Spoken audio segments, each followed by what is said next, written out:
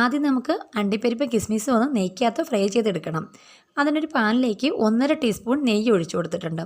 നെയ്യ് ചെറുതായിട്ടൊന്ന് ചൂടായി വരുമ്പോൾ നമുക്ക് ആദ്യമേ അണ്ടിപ്പരിപ്പ് ഇട്ട് കൊടുക്കാം. ഇനി മീഡിയം ഫ്ലെയിമിലിട്ട് ഇതിൻ്റെ കളറൊന്ന് മാറി വരുന്നവരെ ഇളക്കി കൊടുക്കാം.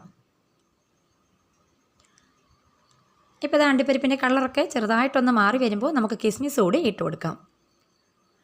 അണ്ടിപ്പരിപ്പിനും കിസ്മിസിനും പ്രത്യേകിച്ചൊരു അളവൊന്നും ഇല്ല കേട്ടോ, നമ്മുടെ ടേസ്റ്റിനനുസരിച്ച് ചേർത്ത് കൊടുക്കാം.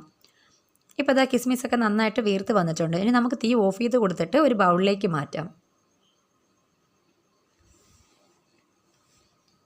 ഇനി വീണ്ടും നമുക്ക് തീ ഓണാക്കി കൊടുത്തതിന് ശേഷം ഇതിലേക്ക് 1 ടീസ്പൂൺ നെയ്യും കൂടെ ഒഴിച്ചു കൊടുക്കാം.